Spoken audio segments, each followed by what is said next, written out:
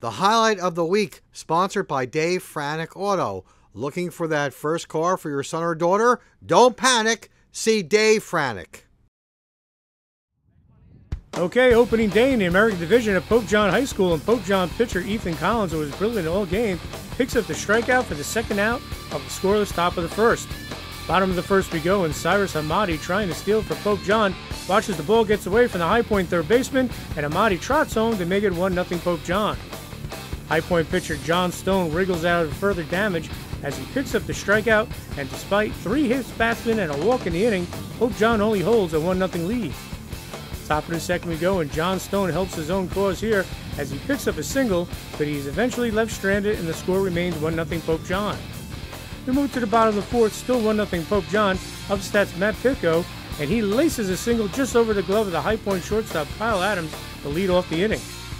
Still with no outs in the fourth and with runners on second and third for Pope John, Zach Leach hits a ground ball to short. Kyle Adams comes up throwing and guns down Pithko trying to score, and we remain at 1-0 after 4 innings. Big play right there.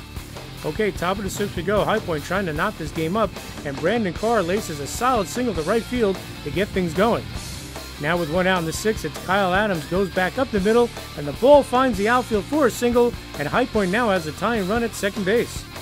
High Point would eventually load the bases with 2 out, but Pope John third baseman Dan Cunico fields the grounder and steps on the bag to end the threat and the inning. Pope John's looking to tack on some more runs here in the sixth, and with 1 out, Dan Cunico singles back through the middle for the Lions. After a pickoff attempt goes wide that allows Cunico to go to third, Austin Bailey grounds to High Point second baseman Brandon Carr, who comes up throwing, but Cunico gets under the tag, and it's 2-0 Pope John. Next batter up for Pope John is Axel Daddario, and he laces an opposite field single to right field, scoring courtesy runner Connor Konopkic, and Pope John now has a 3-0 lead. Pope John then loads the bases, and with 2 outs, it's Mike Young, and he's hit by the pitch as Austin Bailey scores from third, and Pope John has a 4-0 lead heading into the seventh. High Point refuses to go quietly as Kenny Christensen gets the infield single, putting runners on first and second with nobody out for the Wildcats. After a wild pitch puts runners on second and third, Billy Kerwin grounds out, scoring Brandon Potachuk, and High Point now trails 4-1 with 1 out. High Point scores another run as Tyler Shulock reaches base on the throwing error to first, and Kenny Christensen crosses the plate, but it wasn't enough as Ethan Collins was brilliant for Pope John as they improved to 2-0 on the season with a 4-2 win over their American Division rivals High Point. It was the game was real close till the end, and we won yesterday too against Roxbury, so we have a good start. We're 2-0.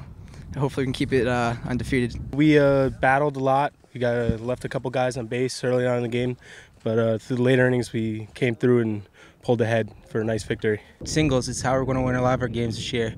Not many power hitters in the lineup, and we had to go after High Point. It's a big win because beginning of the league and getting on top of that, and coming off a big Roxbury win yesterday was pretty key for us this year. I thought that obviously Ethan Collins pitched very well. You know, he's only a sophomore, but his experience has kind of from last year has kind of paid off. It being his first start here, you know, he was at 80 pitches. He wasn't going past Adams there, the last hitter. We would have brought in Kenny Mott after that, but you know, you can't beat good pitching. Good pitching always beats good hitting, you know, 100% of the time, and that's what Ethan gave us today. The pitching of Ethan Collins today was the difference in this win for Pope John. I mean, everything was working. My defense was great behind me, and Coach Rosie called a great game for me. Ethan Collins has great stuff. He's only a sophomore. Did very well last year, and we're hoping he can help carry us through the rest of the season into the postseason. His curveball was really on. He was hitting the corners, and his fastball, he just had every single pitch was on key. Every spot I put it to, he was there. The best pitch in baseball, strike one. And he started everybody off with strike one, and I don't think he walked too many guys, and he kept them off balance, and he mixed in his curveball and his changeup, same as, you know, with his fastball and curveball counts. So, but he's a crafty. He's lefty, you know, that crafty lefty, that stereotype, and that's definitely him. Definitely got his curveball for a strike early in the count, which helped him. With a lot of power graduating from this team last year, this is a very different team for Pope John. I think you know, our pitching staff 1 through 8 is could pitch for anybody in the league. You know, it's tough to lose a Matt Tietz and a Ryan McNally. Yeah, that you can't replace those guys. We kind of just, but you know, our lineup put the ball in play. We're young, besides Robbie Sanders in the field, but he's our only senior. Pretty much plays every inning. On the mound,